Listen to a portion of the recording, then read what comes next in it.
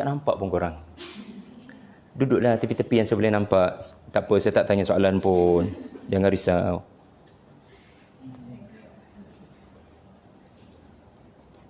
A'udzubillahi minasyaitonirrajim. Mana voice?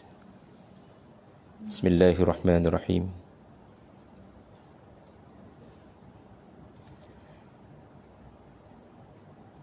Alhamdulillahi rabbil alamin. Al-qail wa yas'alunaka 'an dhil qarnain qul sa'atlu 'alaikum minhu dhikra. Sadaqallahul azim. Wassalatu wassalamu ala Rasulillah. Al-qail khairukum man ta'allama al-Qur'an wa 'allamah. Wa ala alihi wa sahbihi wa man tabi'ahu wa nasarahu wa jahada fillahi haqqa jihadih. Amma ba'd. Terima kasih banyak-banyak diucapkan kepada para pelajar, Cik Khairi yang turut sama hadir, juga adik-adik intern Tadabbur Center yang turut sama mengimarahkan majlis Al-Quran kita pada tengah hari ini.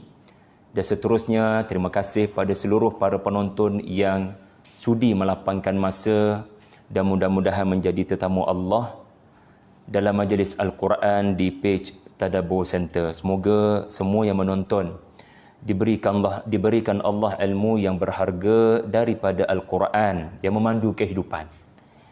Baiklah, pada petang ini dalam masa yang terbatas, barangkali sekitar 1 jam ke 1 jam setengah, kita sama-sama menambah ilmu tentang salah satu kisah di dalam surah Al-Kahfi yang telah disebutkan oleh Nabi SAW sebagai barang siapa membacanya, Allah akan memberikan kepadanya cahaya dari Jumaat kepada Jumaat seterusnya.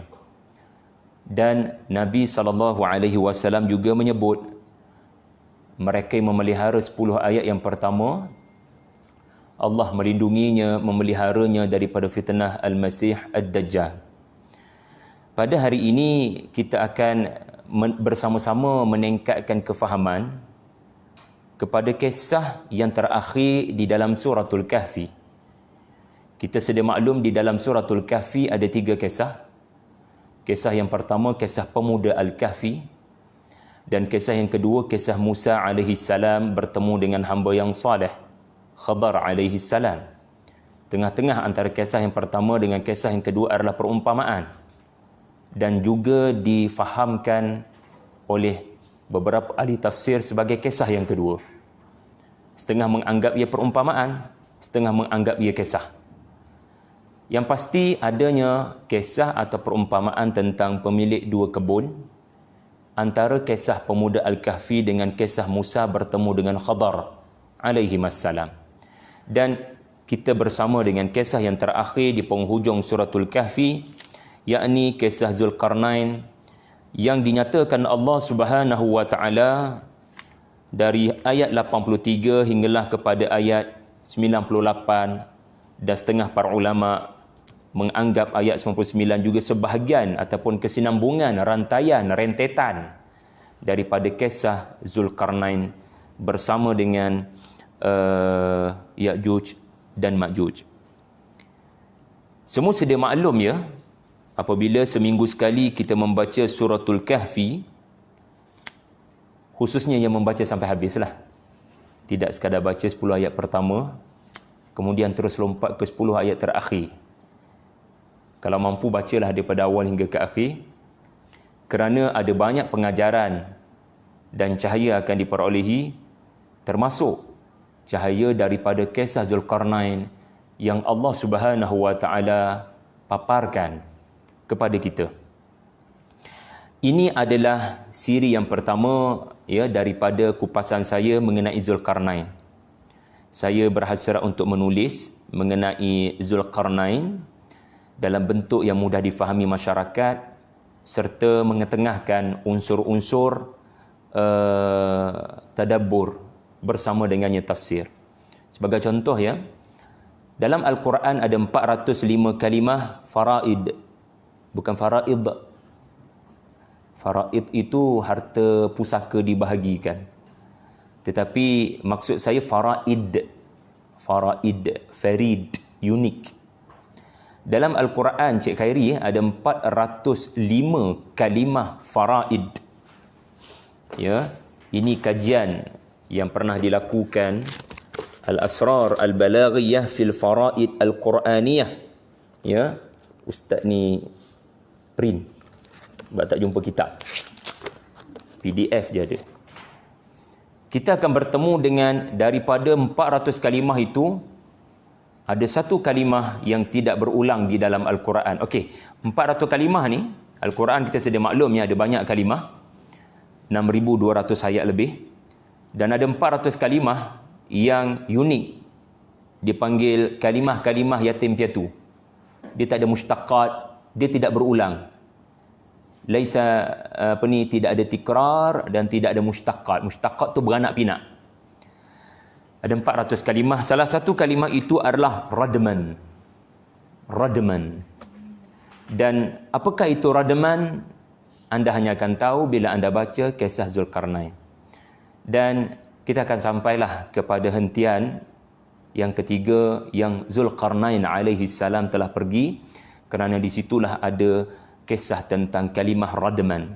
Kalimah ini tidak berulang di dalam Al-Quran dan pengkaji tadi berusaha mengemukakan hikmah kenapa tembok itu disebutkan sebagai bukan saddan tetapi radman. Ada sesuatu yang hanya ada pada tembok tu yang tak ada pada mana-mana tembok atas muka bumi. Itu kan namanya unik. Hanya ada pada dia, tak ada pada orang lain. Kerana hanya ada pada tembok itu, tak ada pada mana-mana tembok, termasuk tembok besar Cina dan mana-mana tembok atas muka bumi ini, maka Allah jadikan perkataan sifat kepada tembok Zulkarnain pun perkataan itu tidak berulang dalam Al-Quran. Kecuali dalam suratul Kahfi, dalam babak hentian yang ketiga. Itu contohlah benda yang akan ditulis. Dan siri ini barangkalilah saya menjangkakan 2 siri sahaja untuk kita selesai memahami dan berkongsi beberapa tadabbur kisah Zulkarnain. Atau barangkali 3, tengoklah macam mana keadaannya, kerana tempoh yang kita ada sejam hingga sejam setengah sahaja. Baiklah, semua sedia maklum, ya, kalau boleh saya gambarkan serba sedikit sinopsis kisah Zulkarnain ini menurut pembentangan Al-Quran. Boleh nampak ke Hafiz? Tak lukis lagi, dah nampak dah. Zulkarnain, Allah Ta'ala memulakan ya kisah Zulkarnain ini ada mukaddimah. Mukaddimah kisah Zulkarnain ini adalah ayat 83 hinggalah kepada ayat 84. So, kita akan dapati ayat 83 hingga 84 adalah mukaddimah. Mukaddimah ini penting dan itu yang bakal kita beri perhatian. Kemudian kita akan dapati Allah Subhanahu wa taala mula menceritakan mengenai perjalanan Zulkarnain ke mana dahulu? Ke timur dulu ke barat dahulu? Barat artinya tempat terbenam matahari. Beliau telah pergi ke tempat matahari terbenam. Dan pada hentian yang pertama ini, di tempat matahari terbenam, yang tidak ada lagi daratan melainkan lautan selepas daratan berkenaan, baginda telah bertemu dengan penduduk, ada yang kafir, ada yang beriman. Dan baginda mengumumkan polisi pemerintahannya kepada penduduk di barat tempat terbenam matahari. Okey? Kemudian selesai di hentian yang pertama, Allah Subhanahu wa taala meneruskan kisah Zulkarnain dengan perjalanannya menuju ke bahagian matla', ke bahagian masyriq, ke bahagian tempat terbit matahari. So, baginda pergi ke bahagian mentari terbit, kita katakan bahagian timur, dan di sini baginda bertemu dengan penduduk yang antara mereka dengan cahaya matahari tidak ada sebarang perlindungan. Setengah para ulama memahami ayat berkenaan sebagai jauh daripada peradaban, jauh daripada kemodenan, primitif. Kita boleh katakan primitif, sebab primitif ini mereka tak ada pakaian. Kalau mereka berpakaian pun pakaian mereka barangkali tak tahulah, barangkali daripada kulit-kulit binatang. So wallahu alam, barangkali kita boleh katakan primitif. Ya, itulah juga istilah Buya Hamka. Dan di sini kita boleh katakan penduduknya adalah penduduk yang ada peradaban. Sebab Zulkarnain kata, barang siapa zalim kalangan mereka, makna zalim artinya mereka ada kekuatan untuk melawan Zulkarnain, tetapi mereka tidak berani untuk melakukan. Mereka ada kekuatan, ada teknologi, ada peralatan perang barangkali. Mereka barangkali mengacau wilayah Zulkarnain, sehingga Zulkarnain perlu membalas tindakan mereka dengan pergi ke negara mereka. Kemudian di hentian yang ketiga, rupa-rupanya ada hentian yang ketiga. Suratul Kahfi, Allah Azza wa Jalla mengumumkan perjalanan Zulkarnain itu diteruskan ke bahagian pergunungan. Ya. Hentian yang ketiga ini Allah Ta'ala menyebutnya sebagai Saddain, dua gunung yang ada air mengalir. Ini maksud Sadd. Gunung-gunung bukan Jabalain, tetapi Saddain. Bezanya adalah pergunungan itu ada air. Dan ketibaan Zulkarnain di sini disambut oleh penduduk yang apa cirinya? Bahasa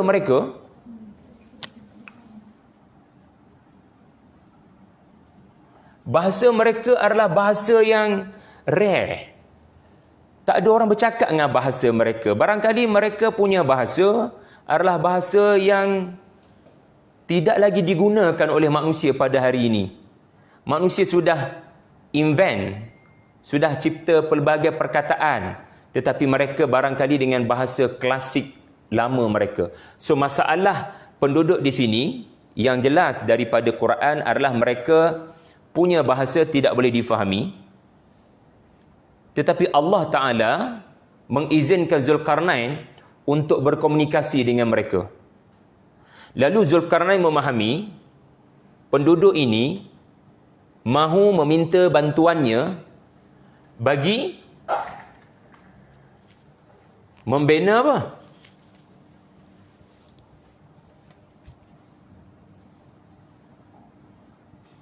Ya. Membina kepada mereka tembok. Ya. Hafiz, apa ni? Pergunungan. Ya. Bantu kami untuk bina penghalang, binakan kepada kami perlindungan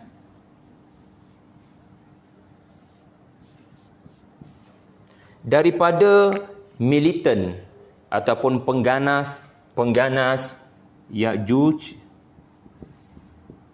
dan Ma'juj. Penduduk di sini kita tak boleh kata seperti hentian yang kedua, yang primitif sampai tak mampu nak membangunkan kediaman untuk mengelakkan daripada cahaya matahari kena pada tubuh diorang, tak mampu nak menghasilkan pakaian. Kerana penduduk di pergunungan ini mereka ada duit nak bayar Zulkarnain. Mereka bahkan menawarkan kharjan, ya, upah kalau dapat dibina kepada mereka tembok. Tetapi ternyata Zulkarnain menolak. Ya, dan itulah hentian yang terakhir Zulkarnain sebelum Allah Ta'ala menutup tirai kisah ini dalam suratul Kahfi. Itulah sinopsis kisah Zulkarnain secara ringkas yang dibentangkan Allah Azza wa Jalla. Inilah masanya kita berinteraksi dengan satu persatu ayat-ayat Allah yang membabitkan muqaddimah. Itulah siri yang pertama. Jangan marah. Ustaz, kami nak tahu semua. Apa berlaku di barat, apa pengajaran di timur, apa teladan di bahagian pergunungan. Duka cita diumumkan. Kita nak fokus pada mukaddimah sahaja. Tetapi mukaddimah ini telah saya garap untuk anda memahami perkara yang penting-penting dalam disiplin berinteraksi dengan Al-Quran itu sendiri. Walaupun bunyi mukaddimah, tetapi pepatah Cina kata apa, berikan kepada mereka pancing ikan supaya mereka boleh mengail sendiri, ya, berbanding kamu hanya menyuap kepada mereka ikan, ya, yang bermaksud mereka akan cari kamu lagi untuk mendapatkan ikan. Sedangkan kalau kita mengajar kemahiran, insya-Allah dia boleh apply walaupun kita tak ada. Baiklah. A'udzubillahi minasyaitonirrajim. Wa yas'alunaka 'an dzil qarnain. Mereka bertanya kepadamu mengenai Zulkarnain. Ini bahagian pertama ayat 83. Katakanlah, qul sa'atlu 'alaikum minhu dzikra. Katakanlah, nanti aku akan bacakan ke atas kalian sebahagian daripada kisahnya sebagai peringatan. Baiklah. Pertama sekali, perhatian kita adalah kepada huruf waw. Huruf waw tu nak bincang. Kalau dalam terjemahan, barangkali kita tak baca pun dan. Adik-adik yang belajar bahasa Arab, waw itu waw apa? Wawul qasam. Astaghfirullah. Wawul ataf. Maka apa selepas itu adalah ma'tuf. Makna apa dan? Dan dalam bahasa Melayu. Apa makna dan? Inilah kaedah-kaedah mengenal pasti munasabah. Ilmu munasabah antara dasar dia adalah adanya huruf ataf. Anda mungkin merasakan cerita sebelumnya dengan cerita Zulkarnain tak ada kaitan. Cerita sebelum cerita siapa? Nabi Musa dengan Khadar alaihi salam. Dan sekarang cerita Zulkarnain. Anda beranggapan tiada kaitan, tetapi Allah letak waw. Dan Allah Ta'ala boleh berkata-kata, Allah Ta'ala boleh menyebutkan yas'alunaka. Tetapi Allah Ta'ala memulakan dengan wa yas'alunaka. Maka dalam hal ini, para pelajar Al-Quran, para pengajar Al-Quran, sebaik-baiknya buatlah bacaan dan kajian. Agaknya, mengapa Allah menghubungkan kisah Zulkarnain dengan ayat sebelumnya ataupun kisah sebelumnya? Jadi ini perkara yang kita akan sama-sama bincang. Iaitulah apakah munasabah, apakah hubung kaitan antara kisah Zulkarnain dengan kisah Musa mencari hamba yang saleh, iaitulah kisah sebelumnya. Kerana anda akan dapati kisah Musa alaihi salam bertemu dengan hamba yang saleh Khadar dengan kisah Zulkarnain, tidak ada satu ayat pun memisahkan antara dua kisah berkenaan. Perhatikan ayat 82. Tarikh lahir saya tak ada kaitan. 82. 82 tu cerita pasal apa, Hafiz? Maryam, Sumayyah, Bilal bin Rabah, Khadijah binti Khuwailid. Ayat 82 tu cerita pasal Masih dalam cerita takwil Nabi Khadar kepada apa yang diperlukan pencerahannya oleh Musa alaihi salam. Jadi ini cabaran. Sebab itulah ilmu munasabah ni dia berat. Kerana memerlukan kepada tadabbur, dalam erti kata anda mencari pencerahan-pencerahan yang tiada diterangkan secara zahir dalam nas Quran. Sebab itu asasnya adalah ijtihad. Ada munasabah yang kuat, ada munasabah yang tak kuat, kerana ia adalah usaha memerah otak yang dilakukan oleh para ulama tafsir sejak daripada 606 Hijrah, zaman Ar-Razi, berterusan sehinggalah kepada zaman sekarang, seperti apa yang dilakukan oleh ulama-ulama yang masih hidup, ya, yang banyak mengangkat, ya, kajian-kajian tentang rahsia susunan ayat dan susunan kisah. Okey, antara yang kita akan pelajari, okey, dah ambil gambar. Okey, ambil gambar dulu. Sebab kita nak banyak tulis ni. Berapa view dah, Hafiz? 2 je, Alhamdulillah. Orang sibuk kerja hari ni. Okey. Apa tadi? Okey. Sebelum cerita 3 hentian, Zulkarnain ada cerita 3 hentian Nabi Musa. Hentian yang pertama, Musa dan Khadar alaihi salam. Khadar alaihi salam berdasarkan takwil telah menyelamatkan siapa?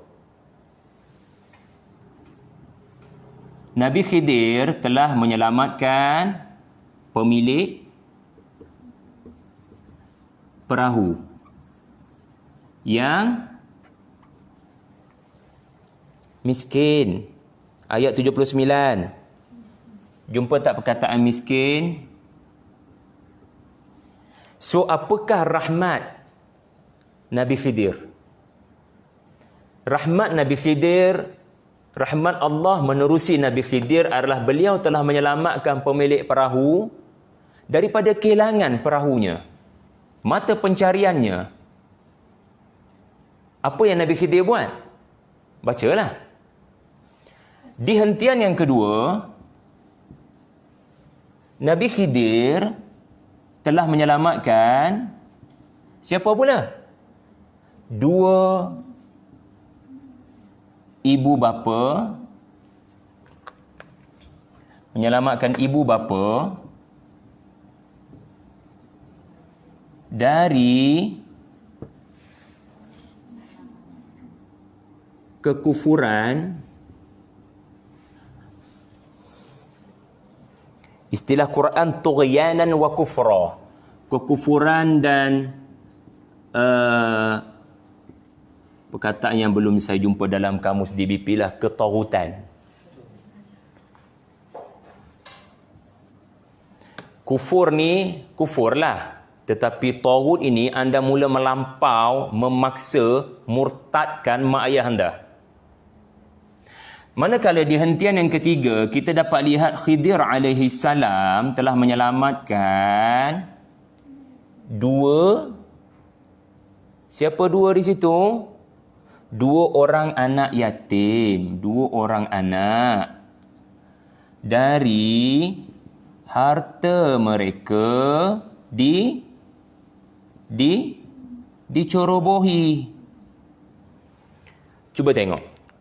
Apa persamaan 3 kisah ni? Adik-adik, tengok papan putih. Cik Khairi nampak apa dia agaknya? Persamaan antara ketiga-tiga kisah Nabi Khidir. Apa yang sama? Nabi Khidir buat apa sebenarnya? Selamat. Inilah yang menyebabkan Allah Ta'ala menyebut atainahu rahmatan min indina. dia rahmat. Dia sebenarnya pembawa belas kasihan Allah. Lalu wa yas'alunaka, dan Zulkarnain ada persamaan dengan tema yang dibawa dalam kisah sebelum. Apakah persamaan Zulkarnain dengan Khadar alaihi salam? Ya. Pemimpin yang menyelamatkan manusia dan kemanusiaan. Itu yang pertama berdasarkan ilmu munasabah yang ijtihadi, ya, tetapi membantu kita untuk dapat isyarat dah. Apa pengajaran kisah Zulkarnain, walaupun anda belum masuk pun tentang kisah Zulkarnain secara terperinci, anda dah dapat flow tu. Bukan saja-saja Allah Ta'ala susun kisah ni lepas kisah Khadar menyelamatkan beberapa manusia. Sekarang kita perlukan seseorang yang boleh menyelamatkan lebih ramai manusia. Iaitulah Zulkarnain.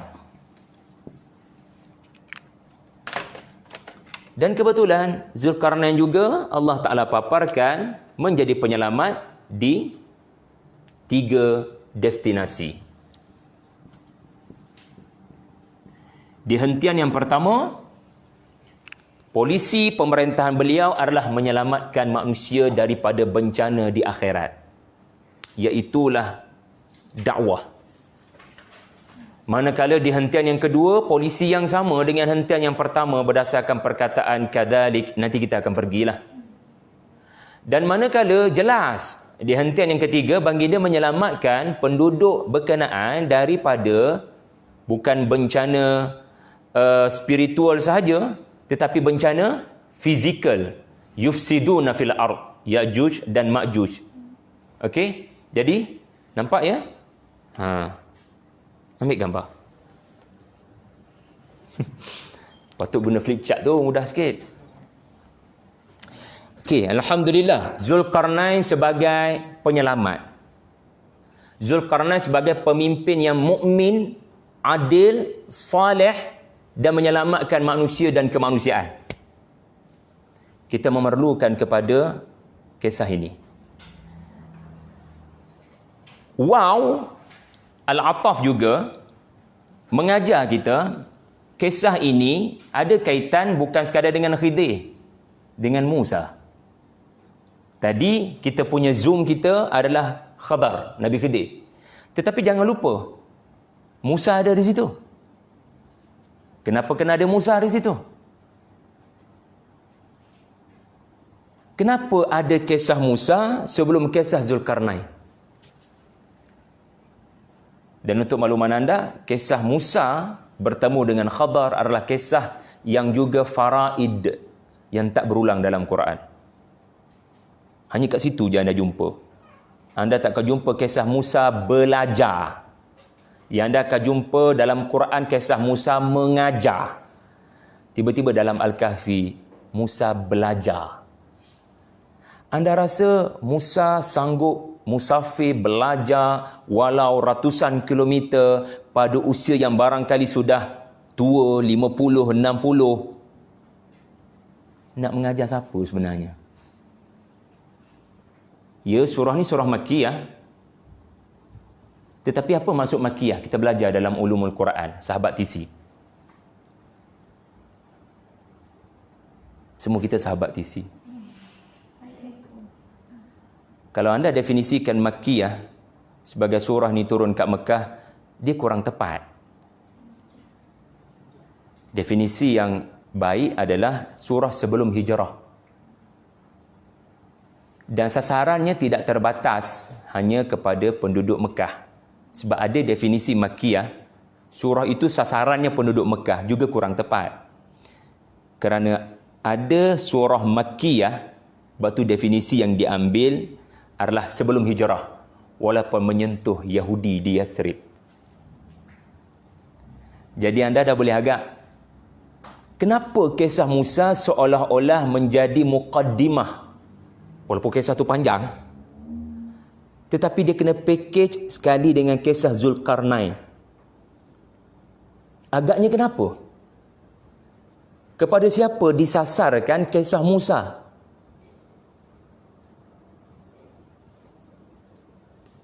Kepada siapa? Kepada mereka yang mengatakan tuan guru kami Musa. Kami adalah pengikut-pengikut ajaran Musa. Kamilah yang paling pakar dalam kitab yang diturunkan kepada Musa. Tiba-tiba Yahudi di Yathrib tidak melakukan sunnah Nabi Musa. Apakah sunnah Nabi Musa alaihi salam? Sanggup bermusafir untuk mencari mereka yang lebih berilmu, merendah diri untuk belajar dari insan yang Allah Ta'ala pilih. Maka wahai Yahudi, Allah memilih Muhammad sallallahu alaihi wasallam untuk diberikan ilmu, wahyu, meneruskan perjuangan nabi-nabi terdahulu. Lalu mana sunnah Nabi Musa yang kamu bangga-banggakan di Yathrib?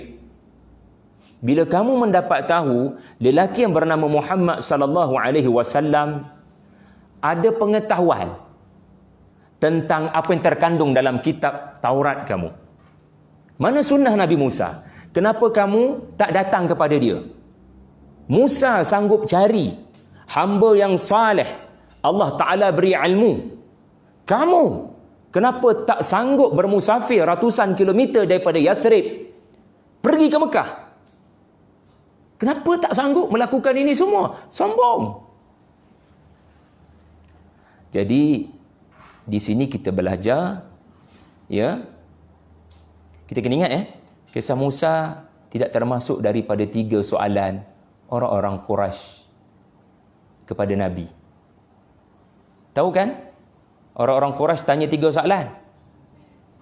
Itu antara sebab suratul Kahfi diturunkan. Orang Quraisy tanya 3 soalan. Wa yas'alunaka. Mereka tanya 3 soalan berdasarkan asbabun nuzul. 2 daripadanya dijawab dalam Al-Kahfi. 1 dijawab dalam surah sebelum Al-Kahfi, yas'alunaka 'anir ruh. Dalam 3 soalan tu tak ada soalan pasal Musa, apa yang terjadi kepadanya di pertemuan 2 lautan, tak ada.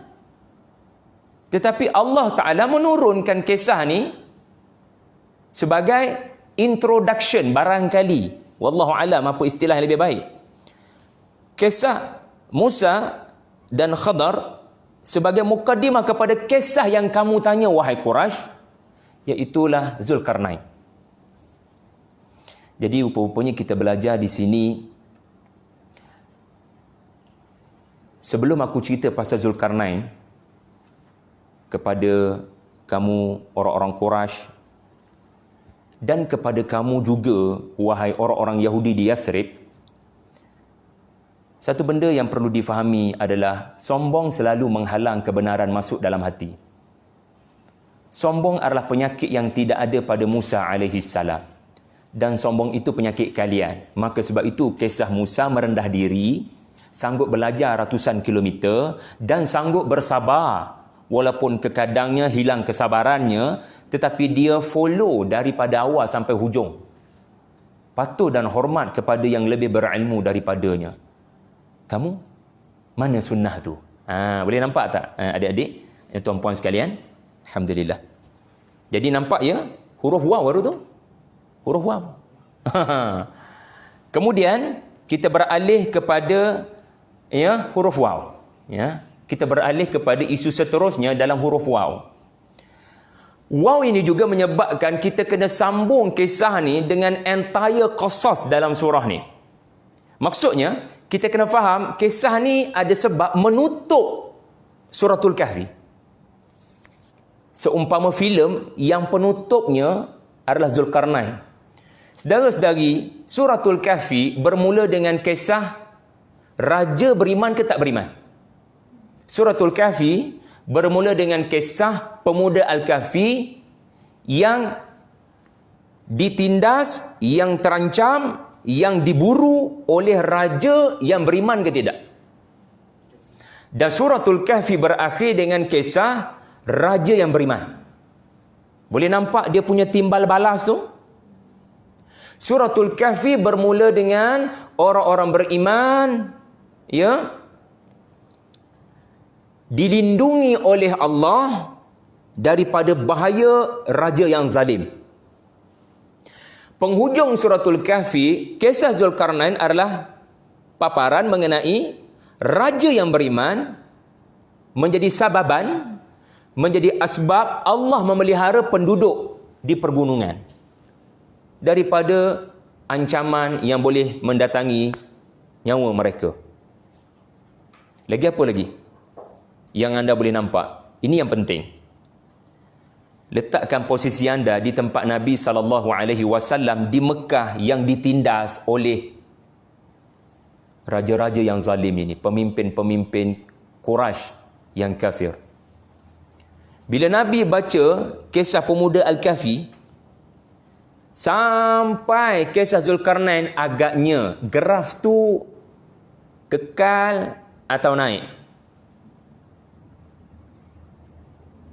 Bila sebut graf, apa paksi Y, apa paksi X dia? Macam inilah. Kalaulah Nabi diturunkan suratul Kahfi sallallahu alaihi wasallam hanya kisah pemuda Al-Kahfi, agaknya ada tak soalan muncul? Iaitulah, orang beriman ni boleh menang ke?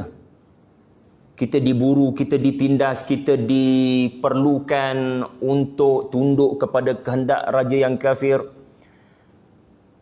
Barangkali kisah pemuda-pemuda Al-Kahfi mengajar kita Allah Ta'ala ada pelbagai cara untuk menyelamatkan kamu daripada kezaliman raja. Dan cara Allah selamatkan pemuda Al-Kahfi adalah tidur je. Kau akan dihadirkan dengan masa yang tiada lagi orang yang memburu kamu. Tetapi still orang-orang beriman tidak mempunyai kuasa. Cerita Nabi SAW adalah cerita tentang perjuanganmu tidak akan berakhir dengan mangsa, sebagai mangsa. Perjuanganmu akan berkesudahan dengan Allah akan menukar daripada mangsa kepada kuasa. Apa tujuan surah Yusuf turun? Adakah cerita Nabi Yusuf berakhir dengan babak dalam penjara? Tidak. Kisah Nabi Yusuf berakhir dengan bagi dia menjadi penguasa. Soalan saya, apa motif kepada Nabi SAW kisah-kisah begitu? Apa motif? Apa motif kisah Nabi Sulaiman? Ditundukkan kepadanya angin. Semua ni ada motif. Nak memberikan berita gembira kepada Nabi SAW, iaitulah inna makkanna lahu, kami boleh berikan kerajaan yang stabil kepada Sulaiman. Kami boleh beri kepadamu Muhammad sallallahu alaihi wasallam. Kami berikan kekuasaan dan pemerintahan yang hebat kepada Daud. Kami boleh beri kepadamu Muhammad sallallahu alaihi wasallam. Kami telah berikan kerajaan yang hebat kepada Zulkarnain. Kami boleh beri kepadamu Muhammad sallallahu alaihi wasallam. Kami telah berikan kepada Yusuf kerajaan yang hebat. Kami boleh beri kepada kamu Muhammad sallallahu alaihi wasallam. Jadi apa berlaku pada Nabi? The time will come. Allah akan kurniakan, ya, inna ma'al usri yusra. Allah akan kurniakan. Wala sawfa yu'tika rabbuka fatarda. Kau akan puas hati. Wa ra'aitan nasa yadkhuluna fi dinillahi afwaja. Okey. Dan satu lagi yang menarik, nama surah ni Al-Kahfi. Abu Zuraik dalam Mu'jizat nama-nama surah menyatakan Kahfi berfungsi untuk menjadi tempat persembunyian daripada bahaya. Kahfi itu sendiri. Allah Ta'ala memilih nama surah ini bukan kebetulan. Apa beza Kahfi dengan Al-Ghar dalam surah At-Taubah? Ya, dalam surah At-Taubah memang Allah Ta'ala menggambarkan juga Al-Ghar sebagai tempat persembunyian daripada bahaya. Idza qala ya li sahibihi la tahzan. Abu Bakar dengan sallallahu alaihi wasallam. Tetapi ghar itu sempit, boleh menampung 2 orang atau 1 orang. Tetapi kahfi, ya, boleh menampung lebih ramai daripada itu. Dan kahfi ini, ya, punyai ciri apa? Punyai ciri wahum fi fajwatin minhu. Fajwah, dia ada ruang lega dia. Abu Zuraid menyatakan, ya, orang akan pergi kepada kahfi untuk menyelamatkan diri daripada bahaya kat bawah tu. Tetapi ghar, belum tentu anda pergi untuk menyelamatkan diri. Anda boleh pergi untuk menyelamatkan diri kalau anda seorang dua. Anda perlu pergi kepada kahfi, fa'wu ilal kahfi, apabila kampung anda kena serang. Pengganas sangat ramai dan anda juga sangat ramai. Ghar juga anda pergi untuk beribadat, tetapi kahfi anda pergi untuk menyelamatkan diri. Jadi sebenarnya kahfi bukan hanya pemuda Al-Kahfi. Dalam cerita pemilik 2 kebun, pemilik 2 kebun kehilangan kahfi. Khadar alaihi salam memberikan kahfi. Zulkarnain membangunkan kahfi. Boleh faham tak? Apa definisi kahfi? Perlindungan dari bahaya. Sallallahu alaihi wasallam mengukuhkan faham ini dalam bentuk hadis. Man hafizah asharati ayat min awali suratul kahfi hafizahullah min fitnatil masih ad-dajjal. Kan itu ada tema perlindungan daripada bahaya dajjal. Kerana kisah yang pertama, pemuda Al-Kahfi mendapat perlindungan daripada raja yang zalim yang disebut-sebut Dakianus. Dengan cara apa? Dengan cara berada di gua. Kemudian kita dapat lihat pemilik 2 kebun, hartanya tidak mampu memberikan kepadanya kahfi. Kerana dia tidak menjadi orang yang beriman kepada pemberi harta berkenaan. Maka Allah menghancurkan kebunnya. Dia kehilangan kahfi. Manakala apa yang dilakukan oleh Khadar alaihi salam, Musa tidak menganggap itu kahfi, tapi di akhirnya penjelasan daripada Khadar, itulah sebenarnya kahfi yang menyelamatkan pemilik perahu, ibu bapa dan 2 anak kepada seorang yang saleh. Dan Zulkarnain jelas sedang membina dan membangunkan, ya, kepada penduduk di pergunungan kahfi daripada bahaya Ya'juj dan Ma'juj. Wallahu a'lam. Kemudian sudahlah tu huruf wawnya. Mari kita bergerak kepada yas'alunaka. Mereka bertanya. Okey. Jadi ambil gambar dah? Dah kan? Dah kan? Okey.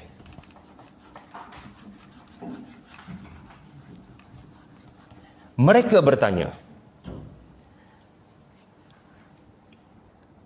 Mereka ni siapa?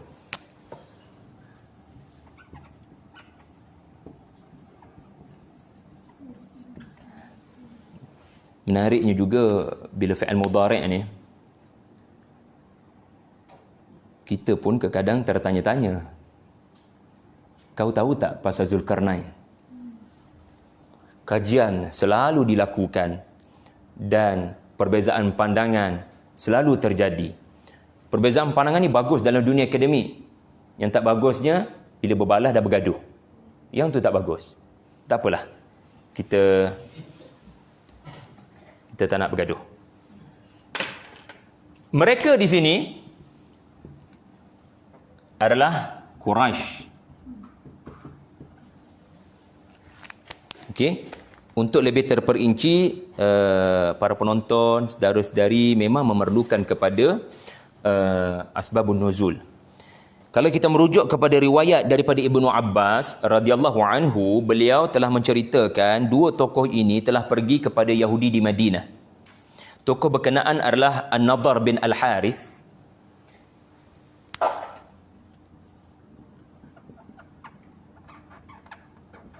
An-Nadhr bin Al-Harith. Yang kedua adalah Uqbah bin Abi Mu'aid. Uqbah bin Abi Mu'aid. sanggup pergi bertemu dengan Yahudi di Madinah untuk meminta mereka membantu dalam proses kempen untuk menyebabkan penduduk Mekah menolak risalah Nabi. Lalu ahbar, orang-orang Yahudi telah memberikan kerjasama yang baik, di mana mereka telah mencadangkan kepada pemimpin-pemimpin Makkah ini, saluhu an thalath, tanya kepadanya 3 soalan. Na'murukum bihinna, kami dengan ini mengemukakan cadangan kepada kalian semua. Fa in akhbarakum bihinna fahuwa nabiyyun mursal. Wa in lam yaf'al farrajulul mutaqawwil. Kalau dia ada jawapan kepada 3 soalan ini, dia adalah nabi yang diutuskan. Dan seandainya dia tidak bertindak apa-apa dengan apa-apa jawapan, dia adalah lelaki yang mengada-ngada, yang mereka-reka. Saluhu an fityatin dhahabu fid dahri al-awwal ma kana min amrihim. Soalan pertama, tanyakan kepadanya tentang pemuda-pemuda yang telah lenyap dalam masa, yang tiba-tiba menghilang begitu sahaja. Apa agaknya cerita mereka? Fa innahum qad kana lahum sya'nun ajib. Ada peristiwa ajaib menimpa mereka. Apa yang dia tahu? Wasaluhu, ini key point kita, an rajulin tawafin, tanyanya tentang seorang lelaki yang tawaf, balagha masyariqal ardi wa magharibaha. Tanya kepadanya tentang seorang lelaki yang tawaf ke masyariq, tempat terbit matahari, dan tempat terbenam matahari. Ya, apakah ceritanya? Wasa'aluhu, baris salah tu, wasaluhu anir ruh, dan tanyakannya tentang ar-ruh. Lalu kerana bantuan Yahudi ini, Quraisy pun balik ke Mekah dan bertanya kepada Nabi. Salah satunya adalah tentang Zulkarnain. Lalu turunlah suratul Kahfi, dan antaranya adalah pencerahan tentang apa yang kalian tanya, iaitulah Zulkarnain. Okey, kita fokus terlebih dahulu kepada penanya, dan sebentar lagi kita akan fokus kepada pembekal soalan.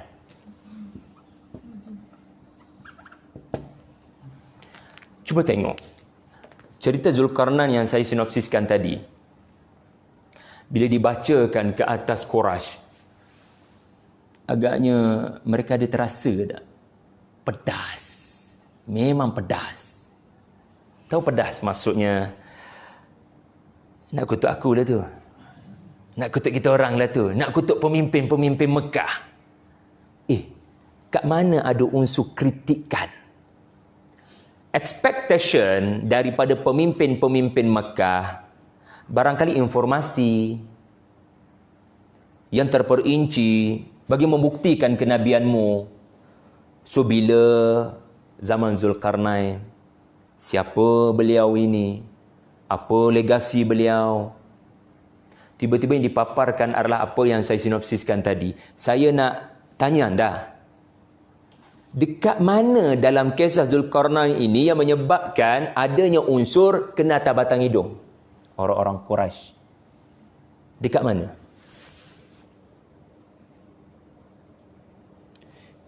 Memang mencabar pukul 4 petang buat aktiviti begini, saya faham. Tapi kalau ada yang mampu, silakan. Unsur mana dalam kisah Zulkarnain ini dengan 3 hentian yang bersifat kena atas batang hidung? Memang ya, seolah-olah kena tampar. Anda tahu tak kenapa subjek sejarah menjadi bosan? Bukan kerana sejarah itu, tetapi bagaimana ia disampaikan dan diolah. Pelajar tidak merasakan itu kisah mereka. Pensyarah yang baik, cikgu sejarah yang bagus, dia akan menggunakan sejarah untuk menampa-nampa pelajar. Untuk menegur perangai yang tak baik. Kerana seorang yang berhikmah, matlamatnya bukan sekadar sejarah. Matlamatnya adalah memperbetulkan keadaan. Menggunakan sejarah. Jadi, tang mana pada Quraisy tu yang tak betul? Bila diturunkan cerita Zulkarnain, dapat petunjuk, oh begini rupanya cara hidup yang sebetulnya. Oh begini rupanya pemimpin yang diberikan kuasa. Saya nak tanya, sasaran utama ini ada kuasa tak? Zulkarnain ada kuasa tak? Buat perbandingan. Apa yang ada pada Zulkarnain yang tidak berlaku pada Quraisy?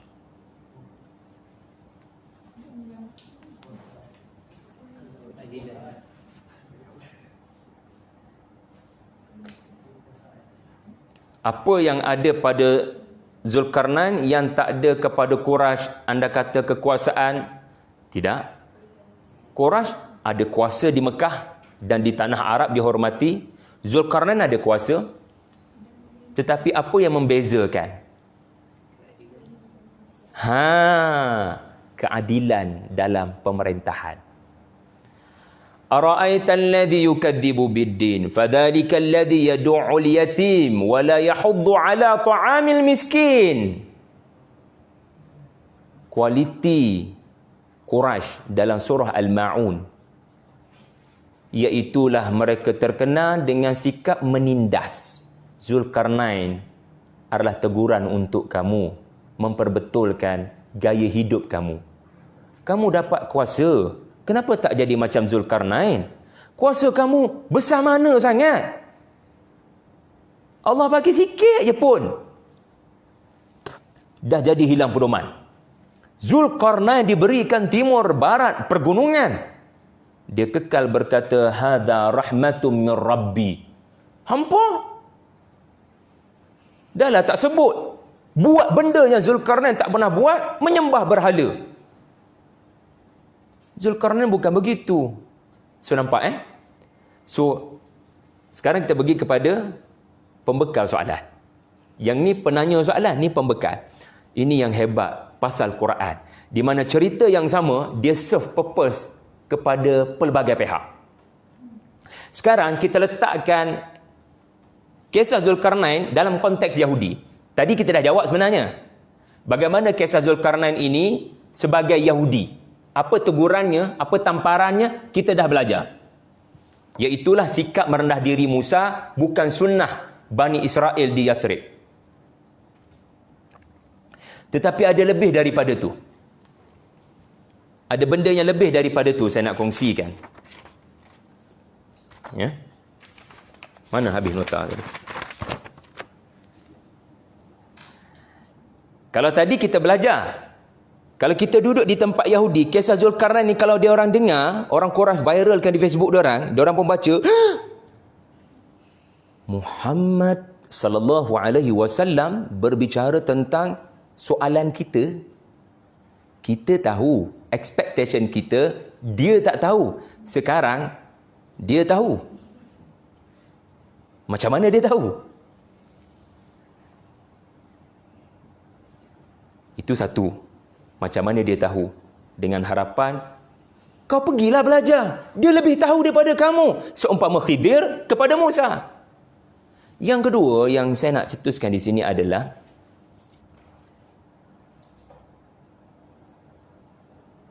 Yahudi ada pengetahuan tentang Zulkarnain. Itu poin saya. Jadi, kalaulah kita nak mengkaji tentang siapa Zulkarnain, maka ciri nombor satu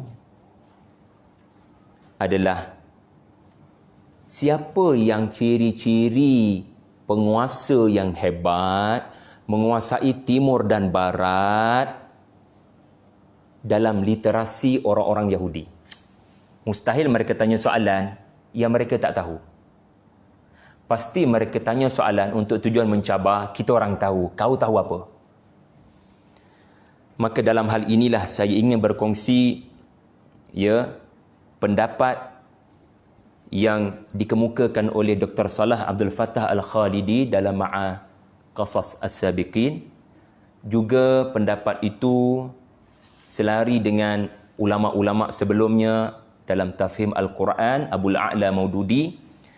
Kedua-dua ulama ini mengangkat tafsir terjuman Al-Quran Maulana Abul Kalam Azad, walaupun ada pendapat-pendapat beliau dalam Suratul Kahfi yang kontroversi, tetapi dalam hal Zulkarnain, ia telah diangkat oleh Dr. Salah Abdul Fattah Al-Khalidi, seorang ulama tafsir hafizahullah di Jordan, yang menyebabkan saya tertarik untuk mengkaji dalam literatur orang-orang Yahudi, khususnya Torah ataupun Taurat yang sudah diubah, Israiliyat, ada tak cerita pemimpin dua kurun ni? Pemimpin dua kurun, dua tanduk ni, ada tak? Ada tak signal? Sebab pasti diorang bertanya sesuatu yang mereka ada pengetahuan sebelum Quran diturunkan, sebelum Suratul Kahfi diturunkan. Dan ternyata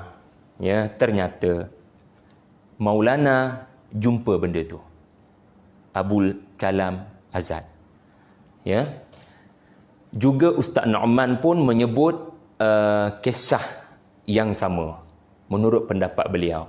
Kita kena faham ada pelbagai pendapat para ulama dan memerlukan 3 jam untuk menyenaraikan ke semua pendapat-pendapat tentang siapa Zulkarnain. Tetapi sejarawan bila berinteraksi dengan kisah Zulkarnain, yang paling dominan ataupun yang banyak followernya 2. Satu Alexander the Great dari Romawi, satu lagi Cyrus the Great dari Parsi. Dan Maulana telah menyebut tentang kisah Cyrus, ataupun dalam sebutan Arabnya Khurus. Wallahu a'lam.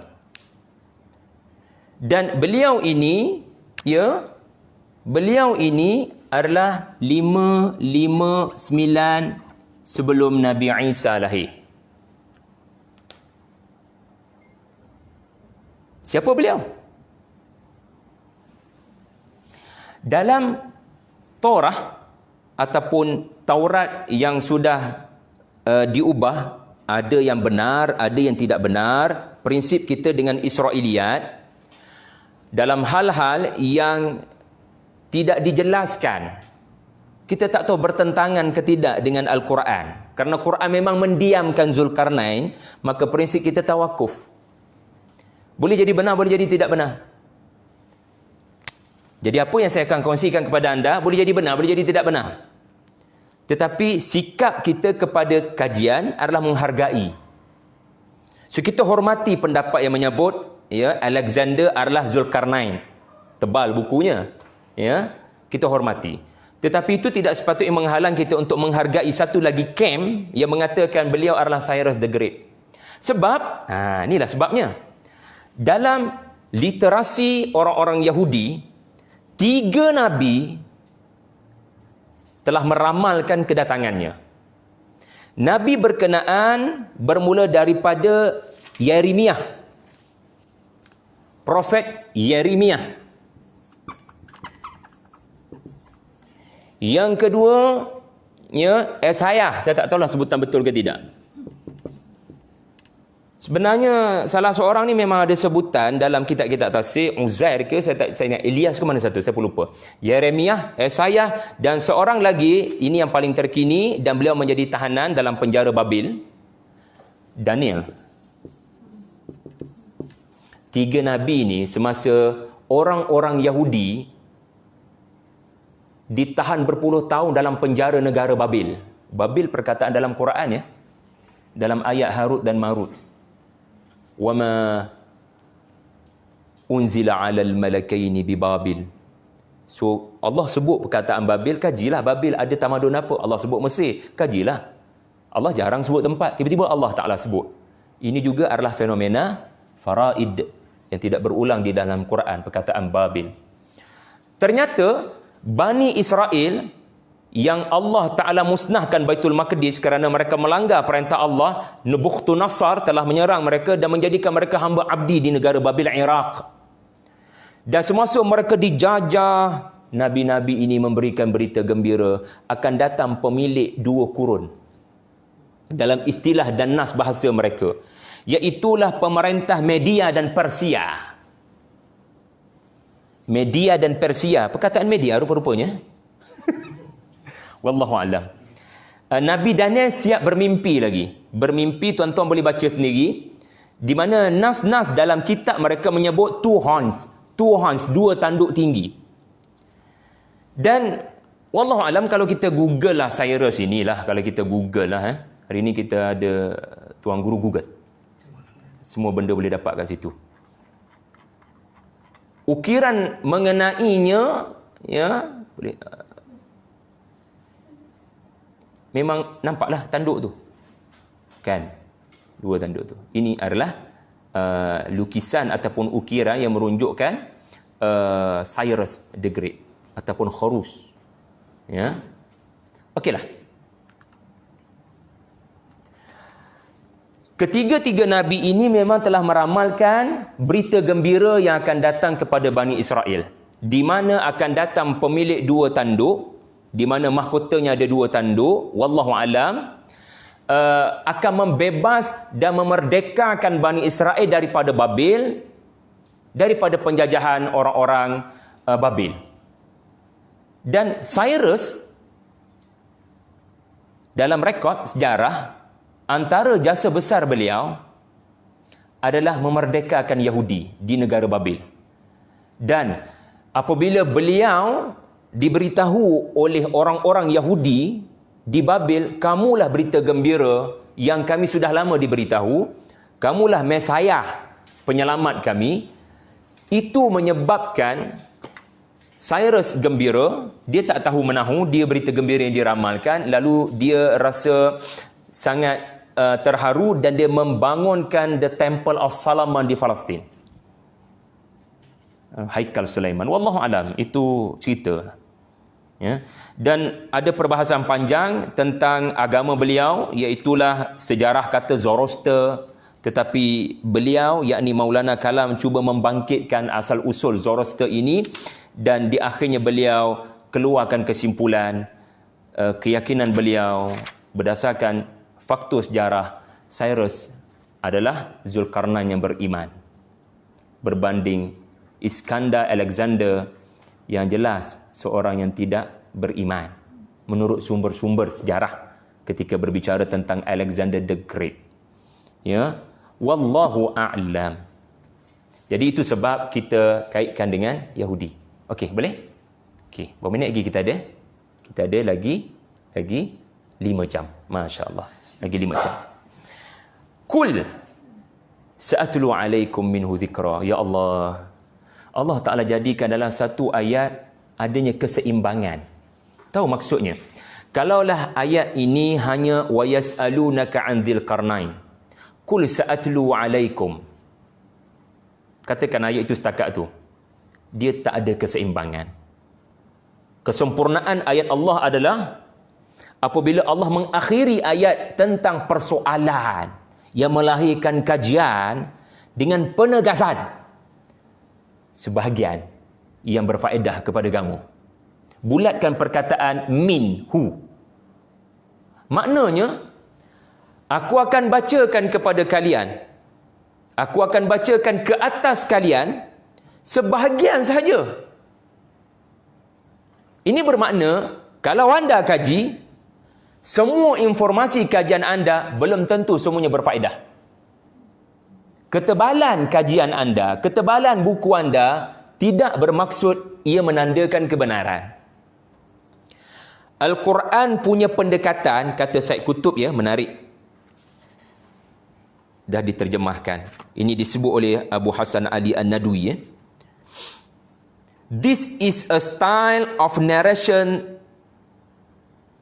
in the stories mentioned in the Quran.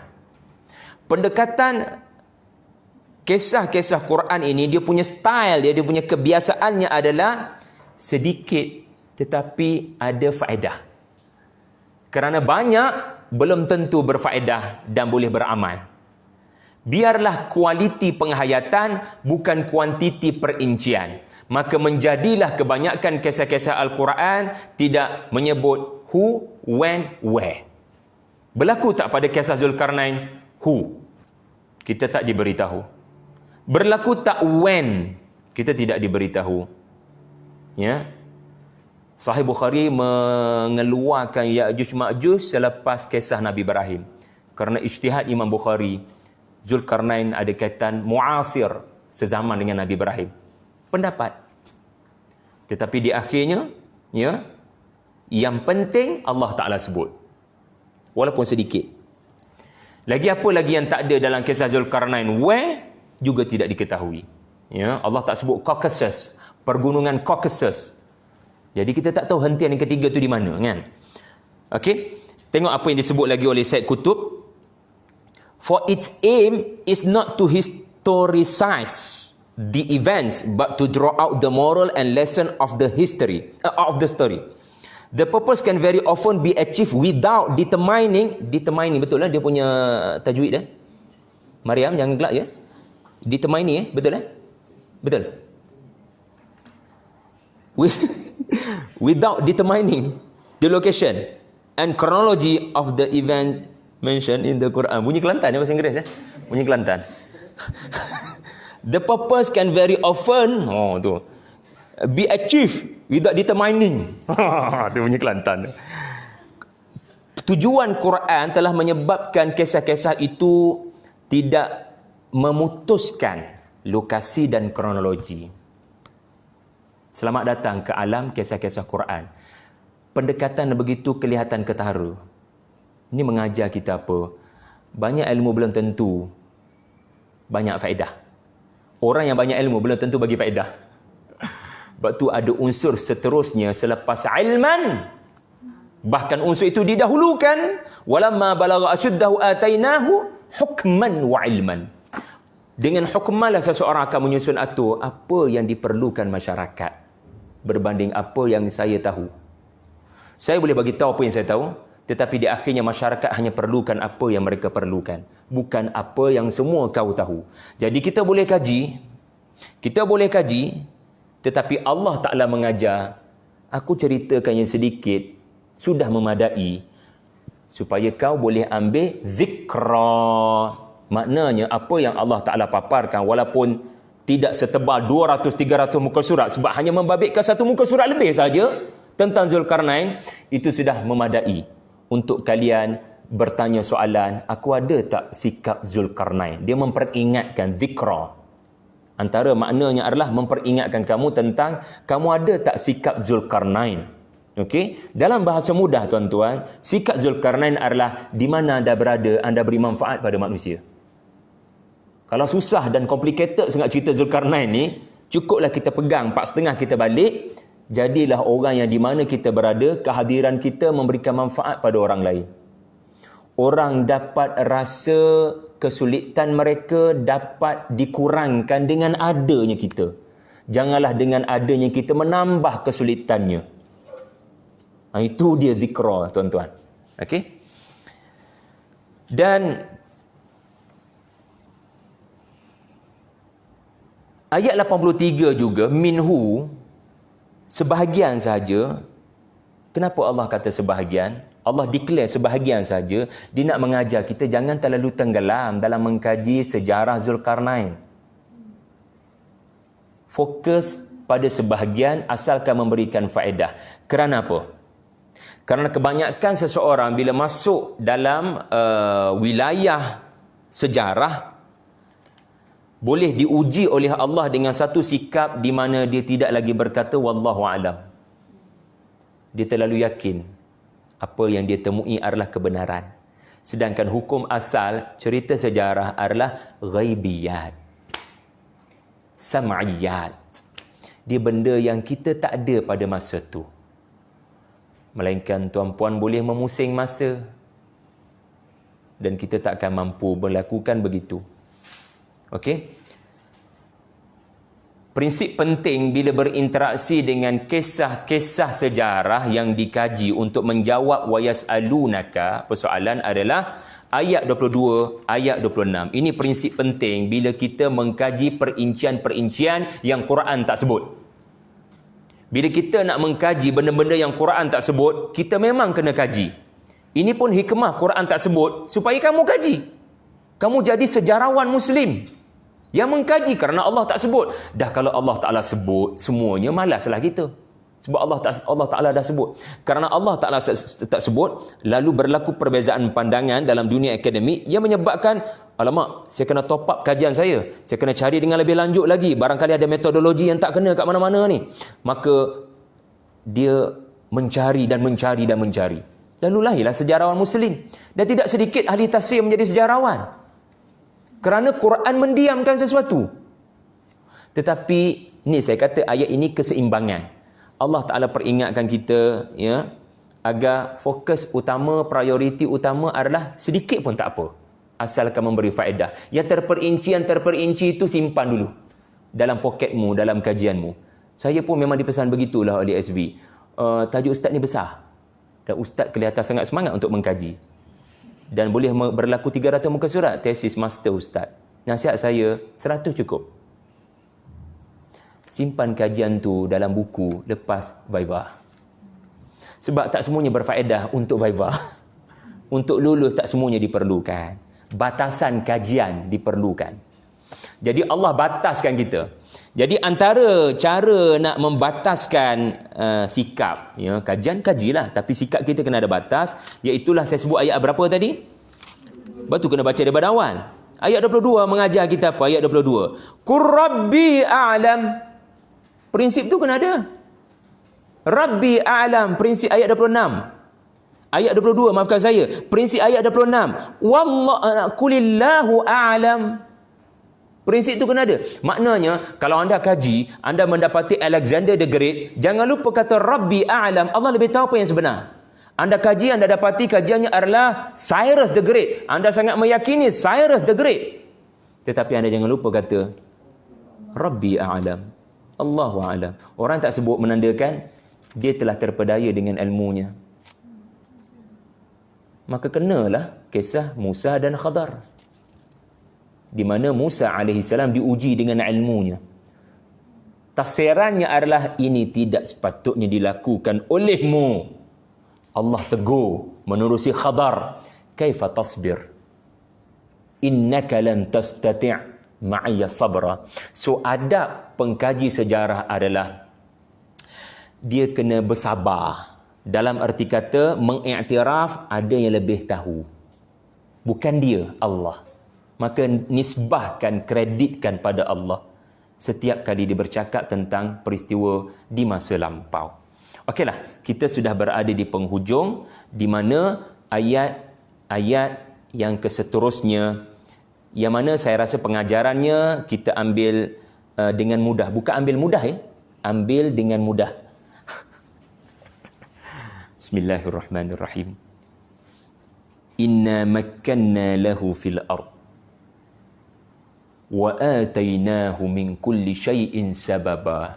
Ayat ini juga ada unsur keseimbangan. Allahu Akbar. Ada timbal balas. Anda ambil satu bahagian, anda abaikan satu bahagian, jadi tak seimbang Muslim anda. Anda ambil satu bahagian, anda abaikan bahagian pertama, jadi tidak seimbang. Ayat Allah sangat sempurna. Okey, bahagian pertama ayat ni, kami yang beri. Kami yang beri. Kami yang beri. Tetapi ayat yang kedua adalah dia berikhtiar. Dia mengambil strategi. Dia melangkah mengikut sabab-sabab yang telah ditetapkan. Jadi, kalau anda ambil satu bahagian saja, anda jadi orang yang bertawakal membuta tuli. Semuanya sudah ditetapkan oleh Allah Ta'ala. Kalau kita solat ramai-ramai pun, saling rapat-rapat, bersalam-salaman, tidak mengapa.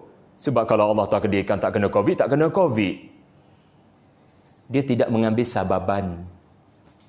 Tetapi kalau anda ambil sababan, anda jadi pemerintah yang strategis, akhirat anda dalam bahaya sebab anda tidak beriman kepada kami. kepada Allah. So nampak keseimbangan. So bahagian pertama, bahagian kedua dia yang memunculkan istilah mukmin profesional tu. Kata Ustaz Fahrul kita. Jadi mari kita tadabbur ayat ini. Berapa kali Allah sebut kami dalam ayat ni? 3 kali. Maknanya apa? Jangan kagum dengan Zulkarnain. Sebab tu aku tak cerita detail pasal dia. Sebab objektif aku cerita, kau membesarkan aku, bukan membesarkan Zulkarnain.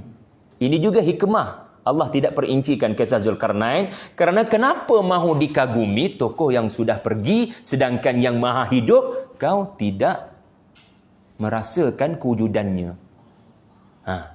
Kami memberikan kepadanya. Maknanya, kami boleh beri pada orang lain termasuk kamu. Asalkan kamu mengambil sebab-sebab yang telah kami berikan kepada Zulkarnain alaihi salam. Okey. Makanna ini ya bukan bermakna makan ya, walaupun kita sangat lapar sekarang. Makanna ini adalah tamkin yang bermaksud dalam bahasa mudahnya pemerintahan, kekuasaan yang tidak tergugat. Stabil kerajaan itu. Ya. Kalau dalam bahasa inilah, dalam bahasa demokrasi berparlimen ini, dia beyond two-third majority. Tapi kalau apa ni dipanggil slice majority, itu tak stabil. Makanna adalah kerajaan yang stabil. Tidak ada yang boleh menggugat.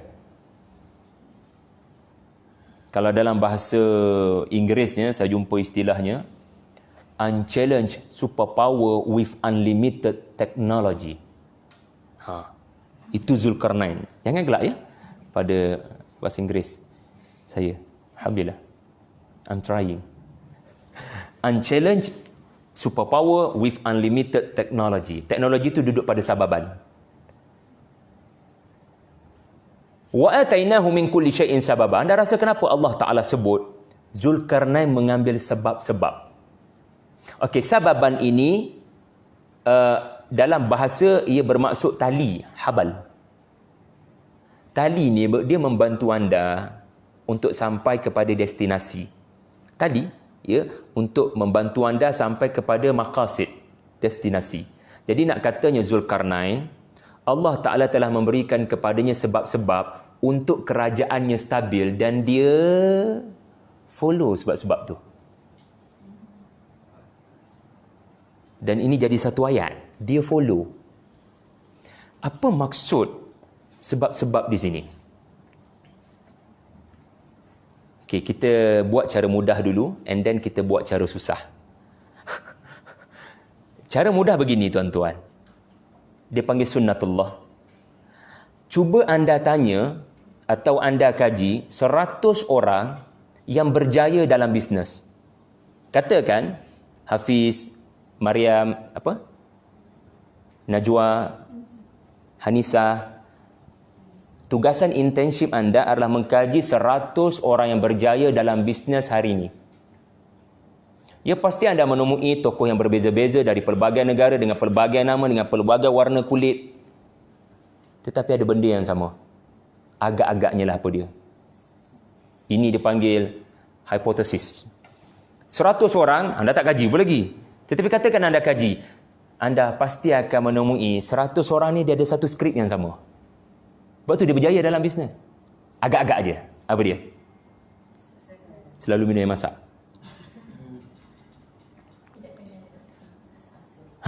Barangkali 100 orang ya, rahsia kejayaan 100 orang.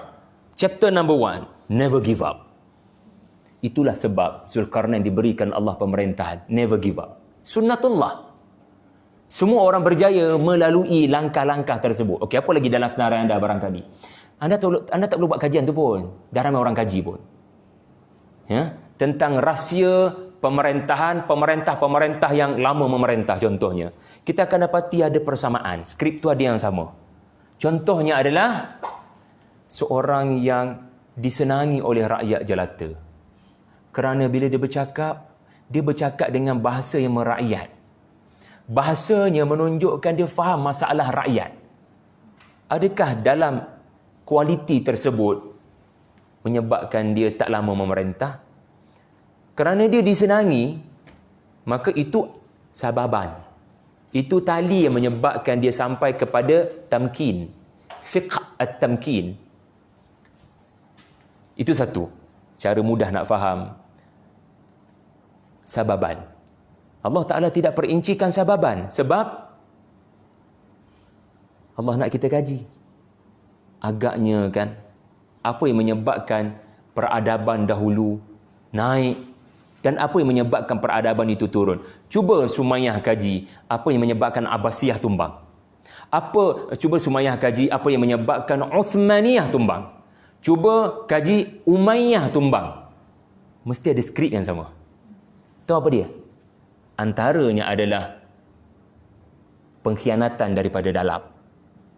Tawaran wang daripada musuh agar kau menjadi tali barut dan mata-mata. Ini antara skrip yang sama. Jadi sebab-sebab itu menyebabkan kejatuhan. Sababan untuk kejatuhan. Sababan untuk tamkin, Zulkarnain study. Sababan untuk jatuh, Zulkarnain pun study. Satu di study untuk mengembangkan, satu lagi di study untuk mengelakkan. Dan cara yang lebih baik tetapi agak complicated dan susah adalah sababan ini dengan merujuk 3 kisah sebelum kisah Zulkarnain. Kat situ kita akan faham apa maksud sababan. Okey. Kisah pemuda Al-Kahfi, ya, kita tinggal 5 minit ya. Kisah pemuda Al-Kahfi mengajar kita bagaimana Allah Ta'ala memberikan kepada mereka keselamatan daripada gangguan. Apakah sebab yang menyebabkan pemuda Al-Kahfi mendapat keselamatan daripada Allah? Mereka boleh tidur lena tanpa apa pun membangunkan mereka sepanjang 300 tahun. Kita 3 jam tidur tak ada bawah center. Atas sofa belum tentu lena. Sebab bunyi bising kuliah.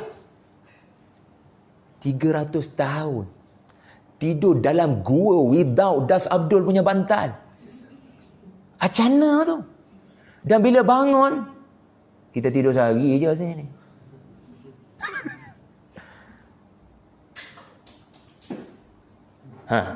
Itu makanlah itu.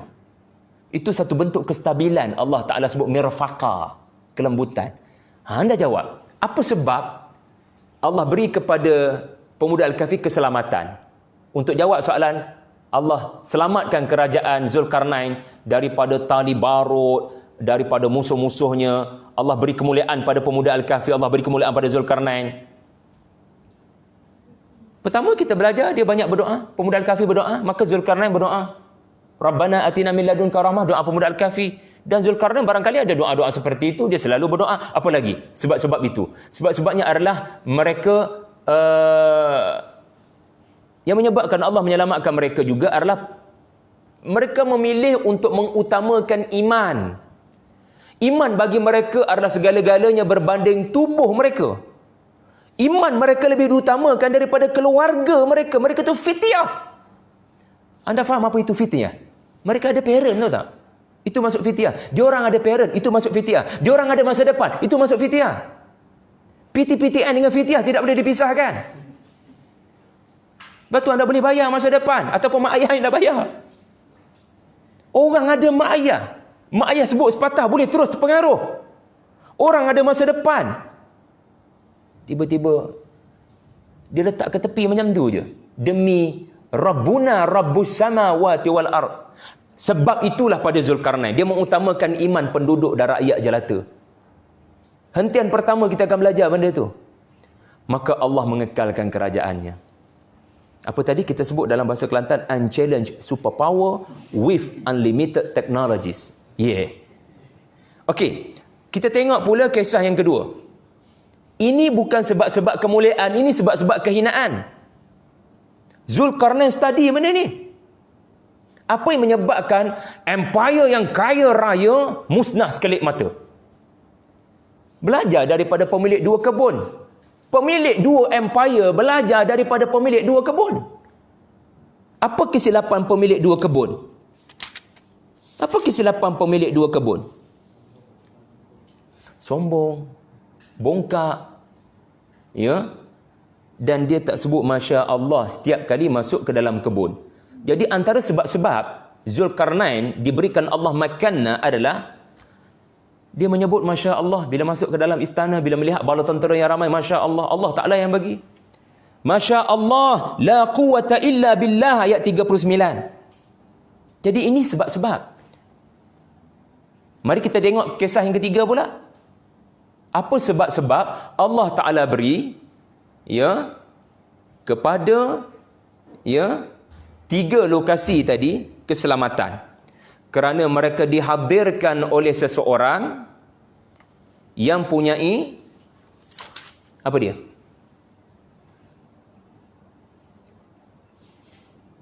Apa yang ada pada Nabi Allah Khadar? Ilmu yang tidak dimiliki oleh Musa. Musa mengajar Zulkarnain, ya, ini bahasa kiasan, kepentingan ilmu. Bila kau tak tahu, belajarlah, walaupun memerlukan ratusan kilometer. Zulkarnain sangat mementingkan ilmu. Dia boleh bina tembok besi tembaga bukan kerana tiba-tiba terfikir. Dia dah ada R&D, dia dah ada pengalaman, dan dia dah ada kajian. Ini semua sababan. So, sababan ini dalam bahasa mudahnya adalah sunnatullah dan syariatullah. Syariatullah adalah ketaatan, kepatuhan, doa kepada Allah, tawakal yang benar kepada Allah. Manakala sunnatullah adalah never give up. Apa lagi kita belajar tadi? Komunikasi, mudah disenangi oleh rakyat. Prinsip apa di tengah-tengah Quran ini? Waliyatalattaf. Perkataan paling tengah dalam Quran kan? Waliyatalattaf. Ini prinsip Zulkarnain. Iaitulah ketika beliau berada di dalam hentian yang pertama, ketika beliau berkata, wasanaqulu lahu min amrina yusra. Kami akan bercakap dalam bentuk keputusan-keputusan yang diumumkan dalam bahasa yang mudah. Anda takkan boleh bercakap dengan orang dalam bahasa mudah kalau anda tak ada prinsip talatuf, bersantun, ya, bersopan santun. Nanti kita hurai lebih lah, insya-Allah. Jadi tepat pukul 4.30, ya, saya berhenti. Kalau ada soalan, Cik Khairi dan rakan-rakan, adik-adik boleh ajukan kalau ada. Kita ada lebih kurang 4 minit sebelum kita tamatkan pada 4.30, insya-Allah. Tak ada? Silakan Cik Khairi. Aha. Ada secara simbolik timur barat ataupun memang ada dua tanduk? Kalau menurut Maulana Abul Kalam Azad, beliau mengatakan, sekejap tuan, okey. Kalau menurut Maulana tadi, istilah Zulkarnain, pemilik 2 tanduk,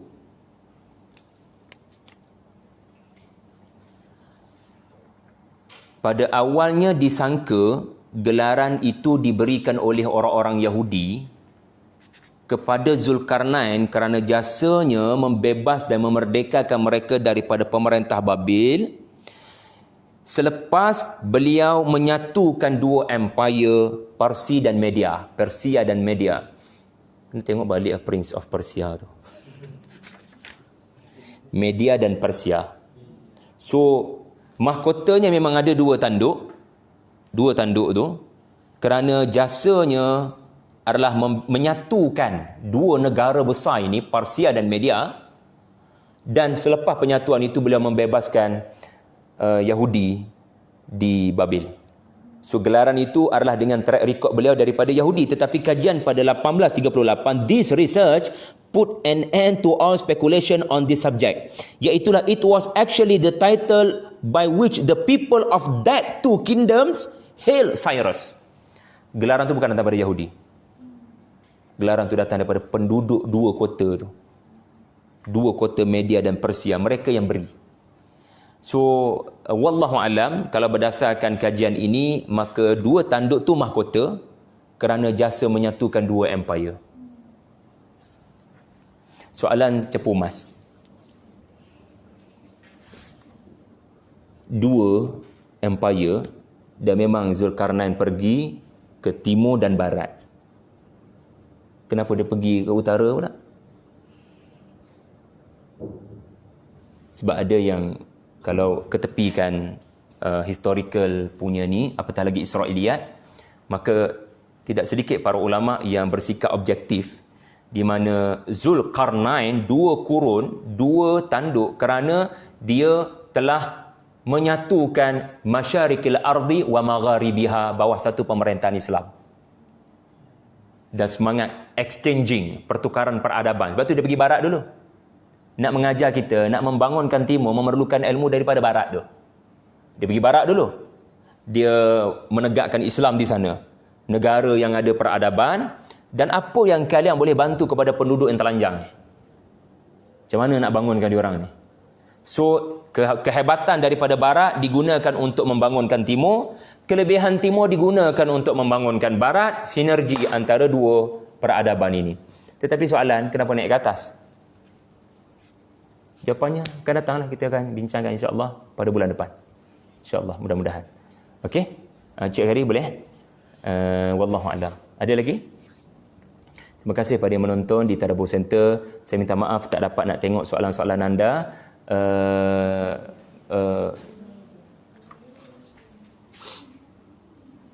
Kita tangguhkan dengan tasbih kafarah dan surah Al-Asri. Boleh tekan matikan. Subhanakallah bihamdik wa asyhadu an la ilaha illa anta